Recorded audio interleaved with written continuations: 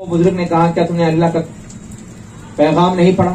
کیا تم نے قرآن میں نہیں پڑھا کہ جب فارغ ہو جائے تو کیا کرے؟ اللہ کا ذکر کرے، اللہ کا ذکر پڑھ۔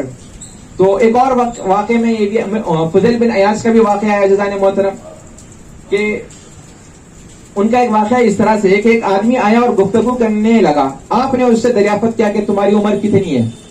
اس شخص نے کہا کہ 60 سال۔ تو آپ رحمت اللہ علیہ نے کہا کہ تم 60 سال سے اپنے رب کی طرف بڑھ رہے ہو، ایک دن تم نے اس تک پہنچ جانا ہے۔ تو اس آدمی نے حیران ہو کر کہا کہ انا للہ و انا الیہ راجعون۔ تو اس نے یہ فوراً کلمات ادا کیے۔ تو فضیل بن عیاض نے پوچھا کہ تم نے جو کلمات ادا کیے انا للہ و انا الیہ راجعون، کہ ہم سب اللہ ہی کی طرف سے اور اسی کی طرف لوٹ کر جانا ہے۔ تو لوٹ کر جانا ہے مطلب اللہ کے سامنے کھڑے ہونے کا ہے۔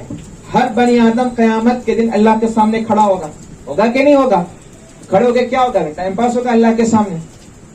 ٹائم پاس کی باتیں ہوگی؟ نا، تم سے سوال کرے گا۔ جو نعمتیں تم کو دی گئی ہے تمام نعمتوں کا وہ تم سے سوال کرے گا۔ عن عمرہ فیما افناہ وعن شبابہ فیما ابلاہ، ہم نے تم کو عمر دی، بتاؤ عمر کہاں گزاری؟ جوانی دی، جوانی کہاں تم نے لگائی؟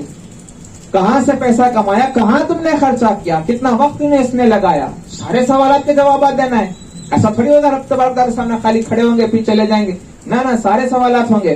تو تم نے ایسی کیا تیاری کی ہے؟ تو اس شخص نے کہا کہ اب میں کیا کروں، اب میں کس طرح سے اپنے آپ کو تیار رکھوں؟ تو آپ نے کیا پیارا جواب دیا، جو باقی مادہ زندگی ہے، یعنی جو ریمیننگ لائف ہے، باقی زندگی ہے، اس میں نیکیاں کماؤ، تو جو زندگی گزر گئی اللہ وہ معاف فرما دے گا۔ اب تک زندگی فضول کے کاموں میں لگی تھی کہ اب یہاں پر سدھر جاؤ، سنور جاؤ اور اللہ کے ذکر میں اپنے وقت گزارو، کیونکہ ان الحسنات یذھبن السیئات، قرآن میں یہ اصول ہے کہ تمہاری نیکیاں تمہارے گناہوں کو دھو ڈالتے ہیں۔ انسان کی نیکیاں گناہوں کو کیا کرتی ہے؟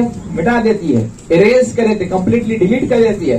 اور اگر باقی مادہ زندگی میں بھی گناہ کرو گے تو سابقہ زندگی اور باقی مادہ زندگی دونوں پر پکڑ ہوگی، دونوں پہ پکڑ ہوگی۔ تو جزائے محترم بہت ساری باتیں اس کے متعلق ہے، اور احادیث میں بھی آئے اس کا تذکرہ کہ انسان کو جو ہے نا فارغ وقت کو جس طرح سے استعمال کرنا ہے، یہ احادیث میں بھی اس کا تذکرہ ملتا ہے۔ رب کی بارگاہ میں دعا ہے کہ اللہ تعالیٰ آج ہم نے جو کچھ سیکھا سمجھا تمام کو عمل کرنے کی توفیق دے۔ یا ارحم الراحمین، ہمارا سارا وقت